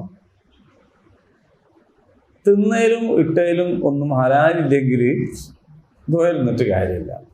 അപ്പൊ ചിലപ്പോ നമുക്ക് തോന്നുന്നുണ്ട് ഞാൻ ദുആ കിട്ടിയല്ലോ എന്ന്. ഇങ്ങനെ ഒന്നും അല്ലാണ്ട് തന്നെ എനിക്ക് ദുആ കിട്ടിയല്ലോ എന്ന് തോന്നുന്നു. അതെങ്ങനെയാണെന്നറിയോ? നമ്മൾ പണ്ടൊരു ബസ് മറിഞ്ഞ കഥ പറഞ്ഞില്ലേ?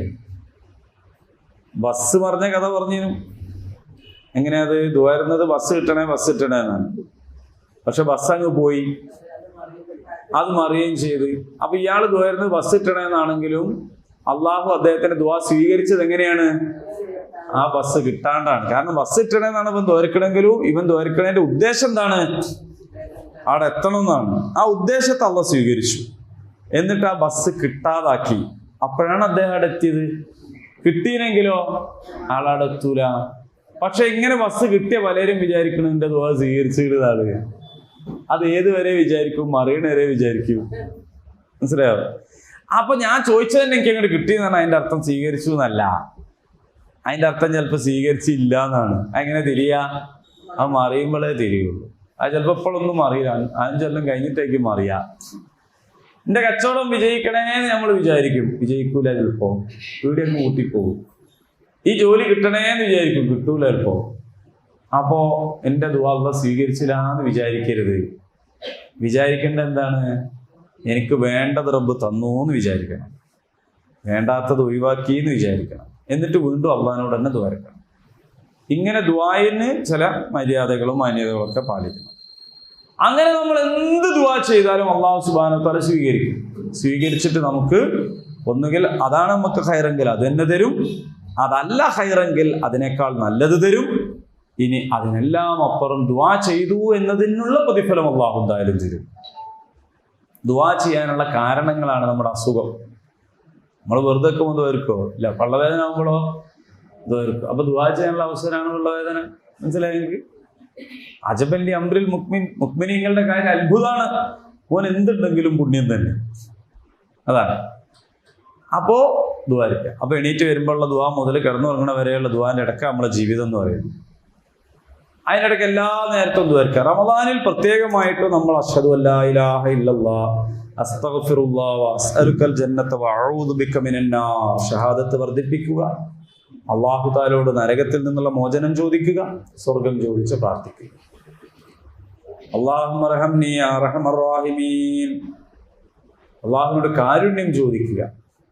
അല്ലാഹുമ്മഗ്ഫിർ ലി ദുനൂബി യാ റബ്ബൽ ആലമീൻ. അല്ലാഹുവിനോട് പാപമോചനം ചോദിക്കുക. അല്ലാഹുമ്മ തഖനി മിനന്നാർ വദഖൽനൽ ജന്നത യാ റബ്ബൽ ആലമീൻ. നരകത്തിൽ നിന്നുള്ള മോചനം ചോദിക്കുക, സ്വർഗം ചോദിക്കുക. അല്ലാഹുമ്മ ഇന്നക അഫുവ്വുൻ തുഹിബ്ബുൽ അഫ്വ ഫഅഫു അന്നീ. അല്ലാഹുവിനോട് വിട്ടുവീഴ്ച ചോദിക്കുക. ലൈലത്തുൽ ഖദ്ർ പ്രതീക്ഷിക്കുന്ന അവസാന 10 പ്രത്യേകിച്ചും അത് ധാരാളമായിട്ട് ചോദിച്ചുകൊണ്ടേയിരിക്കുക. അങ്ങനെ ഓരോ ഘട്ടത്തിലും അത്താഴത്തിന് എണീക്കുമ്പോഴും നോമ്പ് തുറക്കുമ്പോഴും നിസ്കരിക്കാൻ പോകുമ്പോഴും വരുമ്പോഴും ഇരിക്കുമ്പോഴും ദുആഇന്റെ ഒരു വലിയ മഹോത്സവമായിരിക്കണം റമദാൻ മാസം. വരുന്നുകൊണ്ടേയിരിക്കണം. പരമാവധി പ്രാർത്ഥിച്ച് നേടിയെടുക്കുക. നമുക്ക് അള്ളന്നെ ഉള്ളൂ. അള്ളന്നെ ഉള്ളൂ കേട്ടോ. അള്ള അല്ലാണ്ട് ആരുമില്ല നമുക്ക്. അതൊരു സങ്കടമല്ല.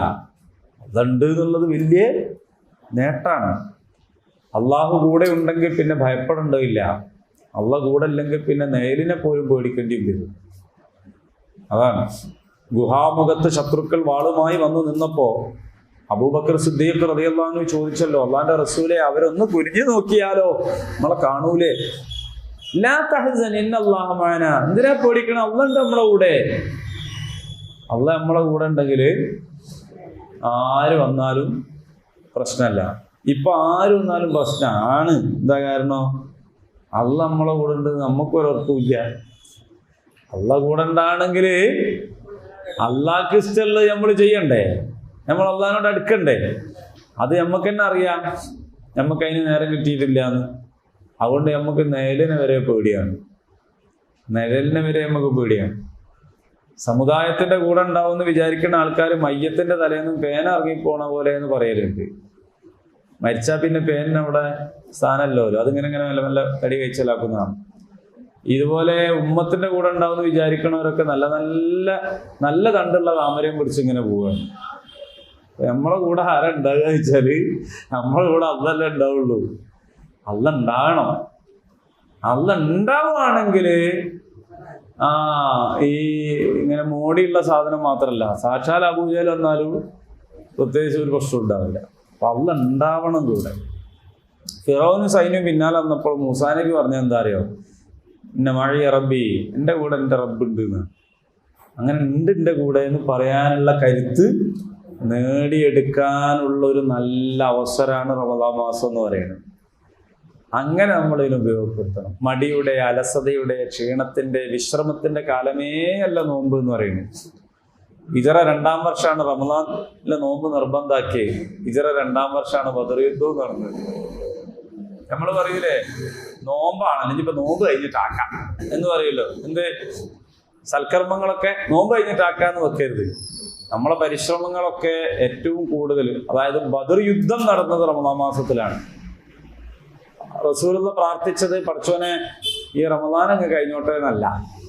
അതാണ് ഇപ്പൊ 2-ാം വർഷം, ഹിജറ 2-ാം വർഷമാണ് റമദാനിലെ നോമ്പ് നിർബന്ധാക്കിയത്.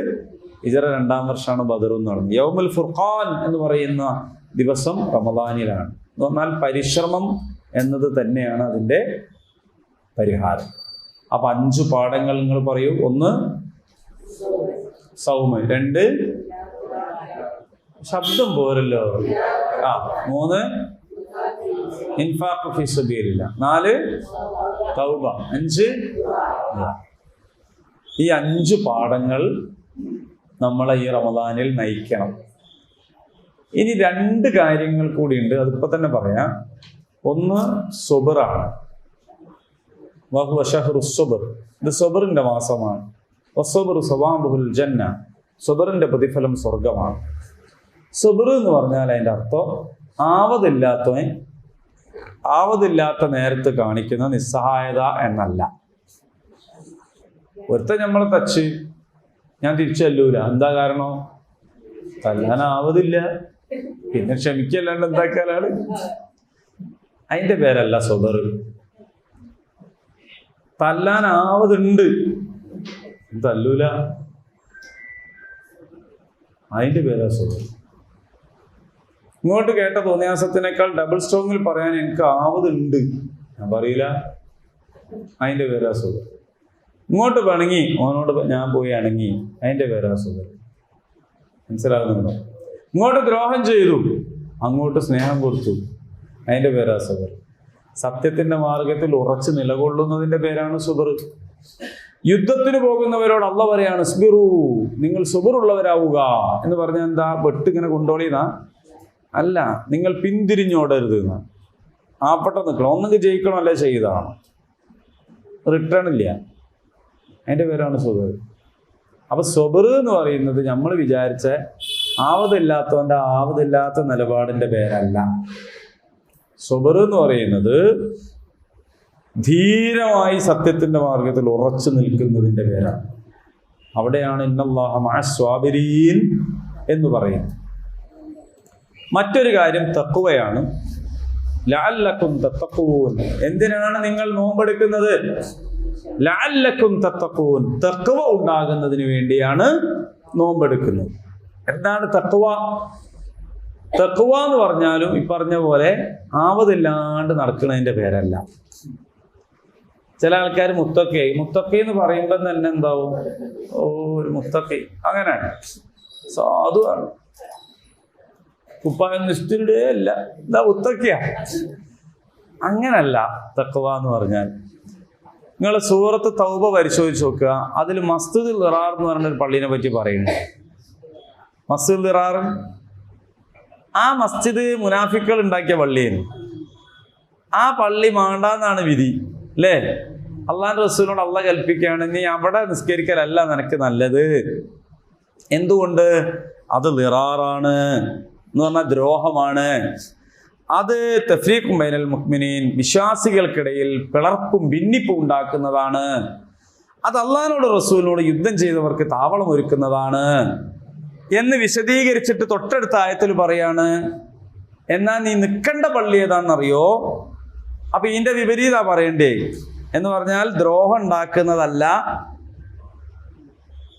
എന്താണ് സ്നേഹം ഉണ്ടാക്കുന്നതെന്നാ പറയണ്ടേ, ഭിന്നിപ്പ് ഉണ്ടാക്കുന്നതല്ല, ഐക്യം ഉണ്ടാക്കുന്നതെന്നാണ് പറയണ്ടേ അല്ലേ? പക്ഷെ ഈ പറഞ്ഞ പദങ്ങൾക്കൊക്കെ എതിരായിട്ട് ഒറ്റ വാക്ക് അള്ളാഹ് പറഞ്ഞത് തഖ്വ. അത് വെച്ച് പണ്ഡിതന്മാർ പറയുന്നു, തഖ്വയുടെ ഒരർത്ഥം ഐക്യം എന്നാണ്, തഖ്വയുടെ ഒരർത്ഥം സ്നേഹം എന്നാണ്, തഖ്വയുടെ ഒരർത്ഥം മൈത്രി ബന്ധം സ്ഥാപിക്കുക എന്നതാണ്, തഖ്വയുടെ ഒരർത്ഥം അള്ളാഹിന്റെ റസൂലിന്റെ കൂടെ നിലകൊള്ളുക എന്നതാണ്. കാരണം എന്താണ്? ഇപ്പറഞ്ഞതിലല്ല നിൽക്കേണ്ടത്, ഇജ്ജ് നിൽക്കേണ്ടത് ഇന്നയിലാണ് എന്ന് പറയുമ്പോൾ ഇതിന്റെ എതിർപദമാണല്ലോ പറയണ്ടേ. പക്ഷെ അതിന് ഒരുപാട് എതിർപദം പറയാനുണ്ട്. ഇതിനെല്ലാത്തിനും കൂടിയുള്ള ഒറ്റ എതിർപദം പറഞ്ഞിരിക്കുന്നു, തഖ്വ. അതാ തഖ്വ എന്ന് പറയുന്നത് ഐക്യം എന്ന് പറയുന്നത് ഐച്ഛികമായ കാര്യമല്ല. ഐക്യം എന്ന് പറയുന്നത് ആദർശമാണ്, അടിസ്ഥാന കാര്യമാണ്, നിലനിർത്തേണ്ട കാര്യമാണ്. നമ്മുടെ ഭാഗത്തു നിന്നുണ്ടാവുന്ന ഒരു ഔദാര്യത്തിന്റെ പേരല്ല ഐക്യം എന്ന് പറയുന്നത്. വഅതസിമു ബിഹബിലില്ലാഹി ജമീഅൻ വലാ തഫറഖു. പന്നിയിറച്ചിയും കള്ളും മാത്രമല്ല അള്ളാഹ് ഹറാമാക്കിയത്, ഫിർഖത്തും അള്ളാഹു ഹറാമാക്കിയിരിക്കുന്നു, ഭിന്നിപ്പ്. നമ്മൾ സാധാരണ മാപ്പിളാരെ വിചാരം പന്നിയിറച്ചിയും കള്ളും മാത്രം ഹറാമാക്കിയതാണ്, അല്ല, ഭിന്നിപ്പ് അള്ളാഹ് ഹറാമാക്കിയതാണ്. വലാ തഫറഖു എന്ന് പറഞ്ഞിരിക്കുന്നു, നിഷേധിച്ചിരിക്കുകയാണ്, അത് എന്താണ്, നിരോധിച്ചിരിക്കുകയാണ്. അപ്പൊ അങ്ങനെ 5 പാഠങ്ങളും 2 പ്രധാനപ്പെട്ട കാര്യങ്ങൾ. 4 ഒരുക്കങ്ങൾ പറയൂ, വേഗം പറഞ്ഞ് അവസാനിപ്പിക്കുക. 4 ഒരുക്കങ്ങൾ. ഒന്നാമത്തെ ഒരുക്കം എന്താണ്? മനസ്സൊരുക്കം. രണ്ടാമത്തത് ആരാധനാരംഗത്തുള്ള ഒരുക്കം. മൂന്നാമത്തത് ശരീരവും പരിസരവും ഒരുങ്ങുക. നാലാമത്തത് സാമ്പത്തികമായ ഒരുക്കം. 5 പാഠങ്ങൾ. 1 സൗമ്, പിന്നെ തിലാവത്തുൽ ഖുർആൻ, പിന്നെ ഇൻഫാഖു ഫീ സബീലില്ലാഹ്, പിന്നെ തൗബ, പിന്നെ ദുആ. 2 സുപ്രധാന കാര്യങ്ങൾ. 1 സബർ, മറ്റൊന്ന് ക്ഷമ. അല്ല, സബർ, തഖ്വ. 1 തഖ്വ, 2 സബർ. അല്ലെങ്കിൽ 1 സബർ, 2 തഖ്വ. അത് പൊന്നാനിയും മലപ്പുറം അങ്ങോട്ടും ഇങ്ങോട്ടും ഒക്കെ മാറാം, അതിന് കുഴപ്പമില്ല. 2 ആയാലും പൊന്നാനിയും വേണം, മലപ്പുറവും വേണം. അതേമാതിരിയാണ് സബറും വേണം, തഖ്വയും വേണം. അങ്ങോട്ടും ഇങ്ങോട്ടൊക്കെ മാറുന്നതിന് കുഴപ്പമില്ല. അള്ളാഹു തആല ഉപകാരപ്രദമായ വിജ്ഞാനം നമുക്ക് വർദ്ധിപ്പിച്ചിരുമാറാകട്ടെ. ഈ പരിശുദ്ധ റമദാനിൽ ഇങ്ങനെയൊക്കെ ഒരുങ്ങിയിട്ട് നമ്മൾ പ്രാർത്ഥിക്കുകയാണ്, അല്ലാഹുമ്മ ബല്ലിഗ്നാ റമദാൻ യാ റബ്ബൽ ആലമീൻ. റഹ്മാനായ റബ്ബ് നമുക്ക് എല്ലാ പ്രയാസങ്ങളിൽ നിന്നും മോചനം നൽകുകയും ആഫിയത്തുള്ള ദീർഘായുസ് നൽകി അനുഗ്രഹിക്കുകയും ചെയ്യുമാറാകട്ടെ. നമ്മുടെ പോരാളികളായ സഹോദരി സഹോദരന്മാർ ഫലസ്തീനിൽ റമദാനിനെ അഭിമുഖീകരിക്കുന്ന അവർ എങ്ങനെയാണ് എന്ന് നമുക്കറിയില്ല. അള്ളാഹുവേ, നീ അവർക്ക് ആശ്വാസവും ഖൈറും വിജയവും സബറും തഖ്വയും അധികരിപ്പിച്ചു നൽകി അനുഗ്രഹിക്കുകയാണ് റഹ്മാൻ. അല്ലാഹുമ്മ റബ്ബനാ ആതിനാ ഫിദ്ദുനിയാ ഹസന വഫിൽ ആഖിറതി ഹസനത വഖിനാ അദാബന്നാർ. ആമീൻ. അൽഹംദുലില്ലാഹി റബ്ബിൽ ആലമീൻ.